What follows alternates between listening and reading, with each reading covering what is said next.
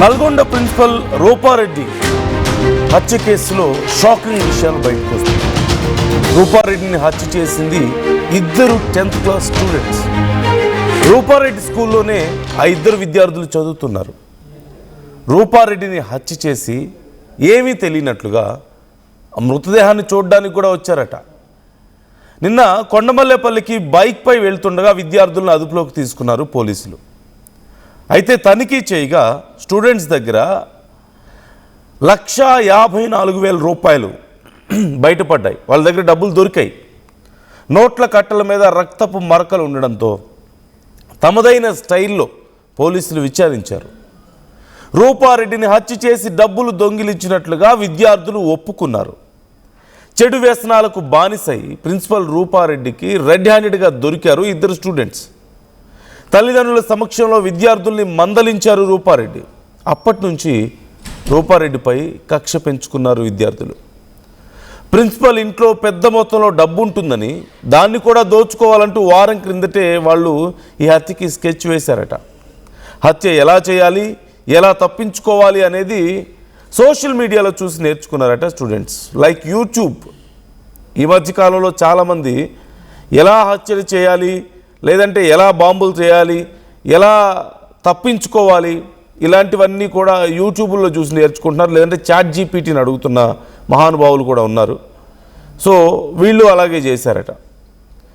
రూపారెడ్డిని follow అవుతూ ఎప్పటికప్పుడు రూపారెడ్డి కదలికల మీద నిఘా పెట్టారు. 11న రూపారెడ్డి ఇంట్లో ఒంటరిగా ఉన్నట్లుగా గుర్తించారు. రూపారెడ్డి ఇంటి దగ్గరలోని నీటి ట్యాంకు దగ్గర ఒక విద్యార్థి కాపలా ఉంటే ముందుగానే కొన్నటువంటి రెడ్ కలర్ హుడీ టీషర్ట్ కూడా వేసుకున్నాడు. ప్యాంట్, మాస్కులు వేసుకున్న మరొక విద్యార్థి రూపారెడ్డి ఇంటి వెనక భాగం నుంచి వంటగదిలోకి దూకి లోపలికి వెళ్ళాడు. ఆ రెడ్ కలర్ టీషర్ట్ పర్సన్ అక్కడ బయట ఉండడం కూడా మనకు కనిపించింది. ఆ టైంలో రూపారెడ్డి తన చిన్నమ్మతో ఫోన్లో మాట్లాడుతున్నారట. స్టూడెంట్ని చూసి బాబు అంటూ ఒక మాట అన్నారు. వెంటనే అతను రూపారెడ్డి మీదకి దూకి అత్యంత దారుణంగా, విచక్షణరహితంగా కత్తితో పొడిచి 27 సార్లు పొడిచి దారుణంగా హత్య చేశాడు. అయితే ఇప్పుడు అసలు విషయం ఎలా బయటకు వచ్చింది అనేది ఇక్కడ మనం చూస్తున్నాం కదా. రూపారెడ్డి కాల్లో మాట్లాడుతూ ఉన్నారు ఇంట్లోకి వెళ్ళే సమయానికి. ఆ ఇంట్లోకి వెళ్ళిన తర్వాత ఫోన్లో మాట్లాడుతున్నప్పుడు జనరల్గా రూపారెడ్డి స్కూల్లో ఉన్న పిల్లల్ని బాబు బాబు అంటూ సంబోధించేవాళ్ళు. అలా అప్పటికే రూపారెడ్డి కాల్లో ఉన్నారు. ఆ సమయంలో ఒక్కసారిగా తన స్టూడెంట్ కనపడితే బాబు ఏంటి నువ్వు ఇక్కడ ఉన్నావు అనబోయారో, మరి ఏదో అనబోయారు, బాబు అంటూ స్టార్ట్ చేశారు ఆ సెంటెన్స్. ఈలోగా అతను దాడి చేయడంతో కాల్ కట్ అయిపోయింది. సో పోలీసులు రూపారెడ్డి కాల్ హిస్టరీ చెక్ చేసినప్పుడు లాస్ట్ కాల్ ఎవరితో ఉన్నారు, ఏ టైంలో ఉన్నారు, కరెక్ట్గా హత్య జరిగిన టైంలోనే కాల్లో ఉన్నారు. అదే ఆ టైంకి కాల్ కనిపించింది కాల్ హిస్టరీలో. సో ఇమ్మీడియట్గా ఆ నెంబర్కి కాల్ చేసి ఏం మాట్లాడారు ఏంటి అనేది అడిగి ఆ కాల్ రికార్డింగ్ని తెప్పిస్తే అందులో లాస్ట్లో బాబు అని పిలవడం అర్థమైంది. సో బాబు అని ఎందుకన్నారు ఆల్ ఆఫ్ సడన్గా అనే క్వశ్చన్ రైజ్ అయితే స్లోగా విచారించడం మొదలు పెడితే స్కూల్లో పిల్లల్ని అలా పిలిచేవాళ్ళని చెప్పి తెలిసింది. సో అలా స్కూల్లో పిల్లలు చేసి ఉంటారని చెప్పేసి అనుమానం వచ్చి ఇక స్కూల్ పిల్లలకి సంబంధించిన ఇన్ఫర్మేషన్ వెతకడం మొదలుపెట్టారు. ఆ 2 రోజులు రూపారెడ్డి ఇన్సిడెంట్ జరిగిన తర్వాత స్కూల్కి ఎవరెవరు రాలేదు, ఎవరెవరు అనుమానంగా తిరుగుతున్నారు అనేది కూడా వెతకడం మొదలు పెడితే ఒక 2 పేర్లు వచ్చాయి. అంటే రూపారెడ్డి మృతదేహాన్ని చూడడానికి ఎవరెవరు వచ్చారు, అక్కడ ఎవరైనా అనుమానంగా ఉన్నారా, అక్కడ రెడ్ టీషర్ట్లో ఉన్న పర్సన్కి ఎవరైనా మ్యాచ్ అవుతున్నారా, ఆ చుట్టుపక్కల కెమెరాస్లో ఎవరైనా రికార్డ్ అయ్యారా, అండ్ స్కూల్లో వాళ్ళ యాక్టివిటీస్ ఎలా ఉన్నాయి అనేవి నెమ్మదిగా ఒక్కొక్కటి విచారించడం మొదలు పెడితే అప్పుడు అసలు విషయం బయటపడింది. ఒక 2 విద్యార్థుల మీద అనుమానం వచ్చింది.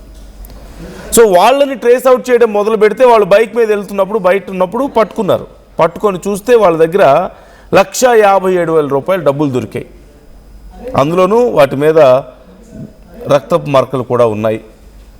సో ఇక పోలీసులకి ఆల్మోస్ట్ కన్ఫర్మ్ అయింది. పోలీసులు వాళ్ళిద్దరిని తీసుకెళ్ళి వాళ్ళ స్టైల్లో విచారిస్తే అప్పుడు అన్ని విషయాలు 1 by 1 వాళ్ళు చెప్పారు. ఏమని? తాము గంజాయి కొడుతుంటే చూసి రూపారెడ్డి కంప్లైంట్ చేశారు. ఆ ఫోన్లో వాళ్ళ వీడియో తీశారు. వాళ్ళ పేరెంట్స్ని పిలిపించి కంప్లైంట్ చేసి కౌన్సిలింగ్ ఇచ్చారు. ఆ కోపాన్ని మనసులో పెట్టుకొని ఎలాగైనా సరే ఆ ఫోన్లో ఉన్న వీడియోని డిలీట్ చేయాలని, తమ పేరెంట్స్కి కంప్లైంట్ చేసినందుకు, తమను ఇలా ఇబ్బంది పెట్టినందుకు పగ తీర్చుకోవాలని చెప్పేసి ప్లాన్ చేసి ఇంటి చుట్టూ రెక్కీ నిర్వహించి ఎక్కడెక్కడ సీసీ కెమెరాలు ఉన్నాయో ముందే చూసుకొని ఎలా లోపలికి వెళ్ళాలి, ఎలా బయటికి రావాలనేది చెక్ చేసుకొని, ఏ టైంలో రూపారెడ్డి సింగిల్గా ఉంటారు, ఏ టైంలో తన హస్బెండ్ కూడా ఉంటారో ప్రాపర్ టైమింగ్స్ నోట్ చేసుకొని రూపారెడ్డిని ఎలా హత్య చేయాలి, తిరిగి ఎలా తప్పించుకోవాలి అనేవి కొన్ని స్మాల్ టిప్స్ అన్నీ కూడా యూట్యూబ్లో చూసి ఆ గ్లౌజ్ వేసుకొని ప్రత్యేకంగా ఎందుకు ఫింగర్ ప్రింట్స్ పడకుండా సినిమాల్లో చూస్తుంటాం కదా, సో అలా వేసుకొని అక్కడికి వచ్చి రూపారెడ్డిని అత్యంత దారుణంగా హత్య చేసి డబ్బులు తీసుకొని పారిపోయారు. So this is what happened ఓవరాల్గా. So if there are any more details let's know. Nalgonda నుంచి మా ప్రతినిధి అచ్యుత్ మనతో జాయిన్ అవుతున్నారు. అచ్యుత్ని అడిగి డీటెయిల్స్ తెలుసుకుందాం. Achyut, so this is the case. ఓవరాల్గా పోలీసులు ఈ కేసుని ఇక ఛేదించినట్లేనా? ఇంకా ఏమైనా విషయాలు బయటపడాల్సినవి ఉన్నాయా, లేదంటే ప్రజలకి తెలియాల్సిన విషయాలు ఈ కేసు గురించి ఇంకా ఏమైనా ఇంట్రెస్టింగ్ విషయాలు బయటకు రావాల్సినవి ఇంకా ఏమైనా ఉన్నాయా? డీటెయిల్స్ ఏంటి? గుడ్ మార్నింగ్ అందు. మొత్తం రూపారెడ్డి హత్యకు సంబంధించి మొత్తం దీనికి సంబంధించిన నిందితులను మాత్రము నిన్న నల్గొండ జిల్లా పోలీస్ కార్యాలయంలో ఎస్పీ మీడియా మొత్తం దానికి సంబంధించిన కేసుకు సంబంధించిన పూర్తి దర్యాప్తు వెల్లడించినటువంటి పరిస్థితి ఉంది. ముఖ్యంగా కూడా రూపారెడ్డి హత్యకు సంబంధించి ఎట్లా జరిగిందనేది కూడా చాలా కోణాలలో కూడా వీళ్ళు ఆ పోలీసులు విచారణ చేసినటువంటి పరిస్థితులు, అన్ని కోణాలలో కూడా విచారణ చేసుకుంటూ వచ్చిన క్రమంలో కూడా ఆ చివరికి కేసు ఒక పొలికి వచ్చిందని కూడా చెప్పుకోవచ్చు. మొత్తం ఎవరైతే మంగళవారం నాడు రూపారెడ్డి స్కూల్ నుంచి కూడా ఇంటికి వచ్చిన తర్వాత కూడా వాళ్ళ చిన్నమ్మతో కూడా ఆ ఫోన్ మాట్లాడుతున్న క్రమంలో బాబు అనే ఒక్క మాట వినపడిన తర్వాత ఆ మాట కూడా ఇక్కడ చిన్నమ్మకు వినబడిన పరిస్థితి ఉంది. ఆ సందర్భంలో కూడా ఫోన్ స్విచ్ ఆఫ్ అయినటువంటి పరిస్థితి అప్పటి నుంచి కూడా కాళ్ళు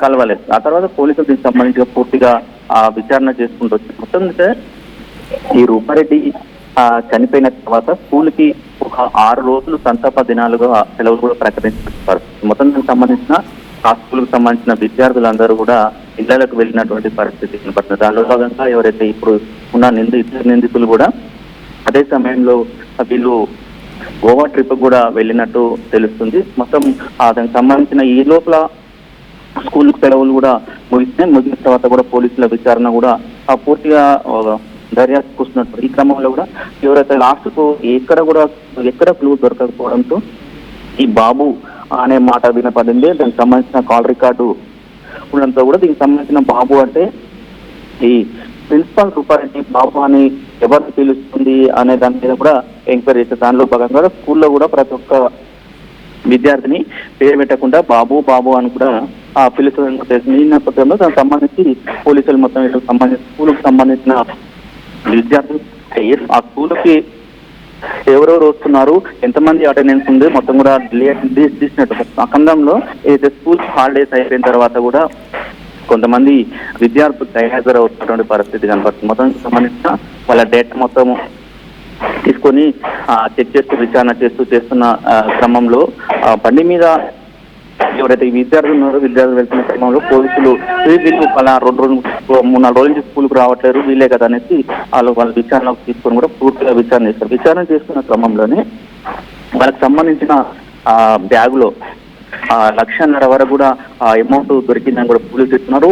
దీనికైతే మొత్తం కూడా చాలా వరకు కూడా ఖర్చు పెట్టుకున్న తర్వాత కొన్ని సంబంధించిన ఆ నోట్ల మీద కూడా రక్తపు మరకలు ఉన్నాయి. అంటే రక్తపు మరకలు ఉన్నప్పుడు ఆ నోట్లు కూడా వేరే కడ విక్రయించాలంటే కూడా ఆ నోట్లు కూడా ఎవరు తీసుకోరు కాబట్టి చాలా వరకు కూడా రక్త మరకలకు ఉన్నటువంటి నోట్ల కట్టలు మొత్తం కూడా ఇక్కడ పోలీసులు సంబంధించి కూడా హ్యాండ్ ఓవర్ చేసుకున్నారు. పూర్తిగా విచారణ చేసిన తర్వాత కూడా పూర్తిగా ఈ విద్యార్థులు ప్రిన్సిపల్ రూపారెడ్డిని మేమే హత్య చేశామని కూడా చెప్తున్నారు. ఎందుకు హత్య చేయాల్సి వచ్చింది అంటే రూపారెడ్డి ప్రతిరోజు కూడా స్కూలు అయిపోయిన తర్వాత కూడా వాకింగ్ చేసే అలవాటు ఉంటుంది. దానిలో భాగంగానే రోజు వాకింగ్ చేసినప్పుడు ఈ ఇద్దరు వ్యక్తులు ఎవరైతే విద్యార్థులు ఉన్నారో వాళ్ళు వెనకనే రూపారెడ్డికి ఇంటి బ్యాక్ సైడే మనం చాలాసార్లు కూడా చెప్తున్నాం, బ్యాక్ సైడ్ మొత్తం కూడా నిర్మానుష్య ప్రదేశము ఆ కంప చెట్లు ఉన్నటువంటి పరిస్థితి కనపడుతుంది. అక్కడ ఇద్దరు విద్యార్థులు గంజాయి సేవిస్తూ కూడా ఈ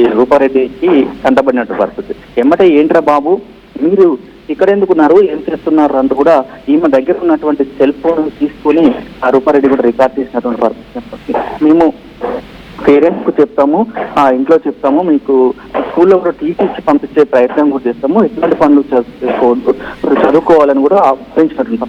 అప్పుడు వాళ్ళకు ఒక మైండ్ లో కూడా ఒకటి థాట్ అవుతుంది.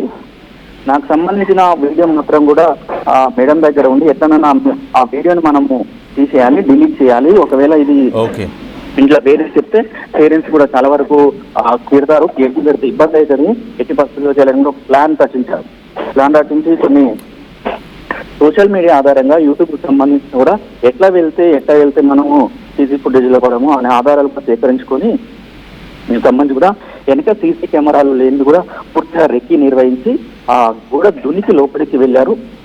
అప్పుడు లోపలికి వెళ్తున్న సందర్భంలోనే రూపారెడ్డి వాళ్ళ చిన్నమ్మతో కూడా ఫోన్ లో మాట్లాడుతున్న పరిస్థితి. ఎప్పుడైతే దునికి లోపడి పోయింది, వెనక డోర్ తీసిందో లోపడి పోగానే ఏంట్రా బాబు అన్న సందర్భంలోనే కూడా ఈమె అంటే తనగా ఫోన్ కట్ చేసిన పరిస్థితి. ఆ విధంగానే కూడా పూర్తిగా హత్య జరిగిందని కూడా పోలీసులు విచారణ చేశారు. మొన్న కూడా దీనికి సంబంధించి విచారణ అయితే పూర్తి చేసినామని కూడా చెప్తున్న పరిస్థితి కనపడుతున్నారు. Right, thanks for the details. So మొత్తం మీద రూపారెడ్డి కేసుకి సంబంధించి ఒక క్లారిటీ వచ్చింది. ఇప్పుడు ఆ విద్యార్థులను విచారిస్తున్నారు. మరిన్ని డీటెయిల్స్ ఇప్పుడు పోలీసులు రాబట్టే ప్రయత్నం చేస్తున్నట్లుగా తెలుస్తుంది. మరికొన్ని గంటల్లో పోలీసులు అఫీషియల్గా ఈ పూర్తి వివరాలను కూడా చెప్పే అవకాశం కనిపిస్తుంది. మీ అభిప్రాయాలు ఏంటి మొత్తం వ్యవహారంలో? ఒక ఇద్దరు తన స్టూడెంట్సే తన ప్రిన్సిపల్ని ఇంత దారుణంగా హత్య చేసిన ఈ ఘటన మీద మీ ఒపీనియన్స్ ఎలా ఉన్నాయి? కామెంట్ చేయండి.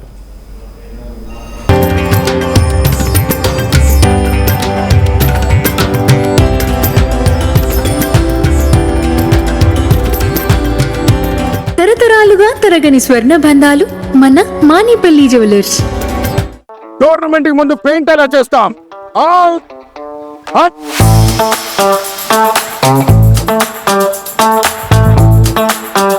ప్లాన్ అయితే చాలా బాగుంది సార్, స్టేడియం పరిస్థితి చూడండి. టోర్నమెంట్ ముందు పెయింట్ ఎలా చేస్తాం? టెక్నో పెయింట్స్ ఉందిగా. Techno paints, township, dam, stadium లేదా మనీళ్ళు, పెయింట్స్ నుంచి పెయింటింగ్ వరకు పూర్తి సొల్యూషన్ కావాలంటే మేమున్నాం. కానీ సార్, టైంకి పూర్తవుతుందా? రోజుకు 23 లక్షల స్క్వేర్ ఫీట్ పెయింటింగ్ చేయగల సామర్థ్యం, 5,000 మంది స్కిల్డ్ లేబర్ టీమ్ మా వెంట ఉంది. 23 లక్షల? అవును, ప్రపంచ స్థాయి రంగులు, అద్భుతమైన షేడ్స్ తో భారతదేశపు అసలైన పెయింట్ మరియు పెయింటింగ్ శక్తిని మేమే. We are Techno Paints. Techno paints.